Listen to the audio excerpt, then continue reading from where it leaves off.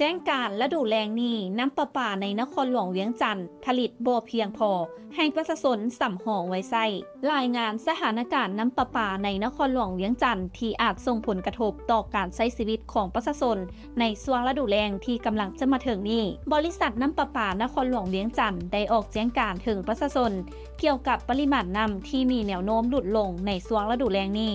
โดยระบุว่าขณะนี้โรงผลิตน้ำประปาสามารถผลิตน้ำได้สูงสุดที่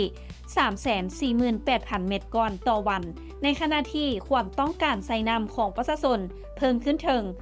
520,000 เม็ดก้อนต่อวันส่งผลให้เกิดการขาดแคลนน้ำถึง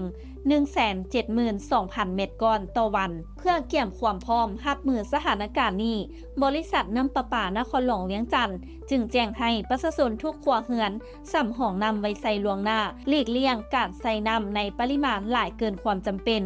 ปิดก๊อกน้ำเมื่อบ่ใช้งานและตรวจสอบการรั่วไหลของระบบน้ำในเรือนเพื่อลดการสูญเสียน้ำโดยบ่เกิดประโยชน์หากประชาชนพบปัญหาน้ำประปารั่วไหลหรือขาดน้ำสามารถติดต่อบริษัทน้ำประปานครหลวงเวียงจันทร์ได้ที่หมายเลข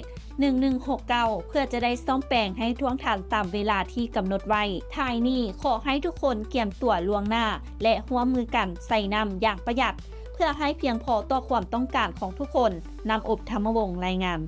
และท้ายนี้ต้องขอขอบใจสำหรับการติดตามข่าวสารจากทางไทยกิจเมกาซีนและอย่าลืมไปกดไลค์กดแชร์กดติดตามกด Subscribe ทุกช่องทางออนไลน์ของพวกเขาเพื่อจะบ่พลาดข่าวสารดีๆจากทางไทยกิจเมกาซีน